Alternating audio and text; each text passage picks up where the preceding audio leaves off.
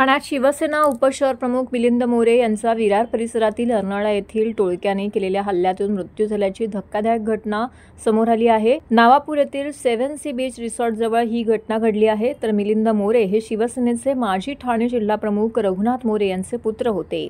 मिलिंद मोरे हे आपल्या कुटुंबासह विरार नवापूर येथील 7 सी बीच रिसॉर्ट येथे गेले होते। परतताना रिसॉर्ट बाहेरच एका रिक्षा चालकाने मोरे यांच्या पुतण्याला धडक दिली। याचा जाब विचारत असताना मिलिंद मोरे यांनी रिक्षा चालकाला विचारताच रिक्षा चालकाने गावात जाऊन टोळके आणले। या टोळक्याने मिलिंद मोरे, त्यांचा भाऊ तसेच 2 मित्रांवरती हल्ला करून बेदम मारहाण केली। या मारहाणीत वर्मी घाव बसल्याने मोरे यांना हृदयविकाराचा झटका आला आणि त्यातच त्यांचे निधन झाले। या घटनेनंतर हल्लेखोर पळून गेले। ही घटना ठाणे चंदनवाडी येथे कळताच परिसरावरती शोककळा पसरली आहे। मिलिंद मोरे यांचे पार्थिव सोमवारी ठाण्यात आणण्यात आले, तर चंदनवाडी शिवसेना शाखेत पार्थिव अंत्यदर्शनासाठी ठेवण्यात आले होते। जवाहरबाग वैकुंठ भूमीमध्ये त्यांच्यावरती अंत्यसंस्कार करण्यात आले।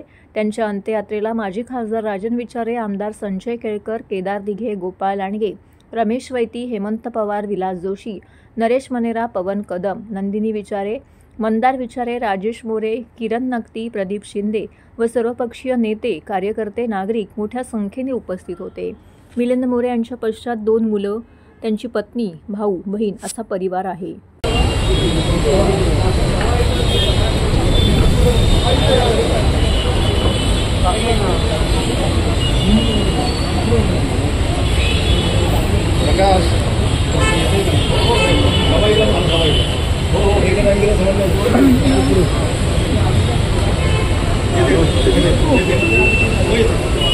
दादू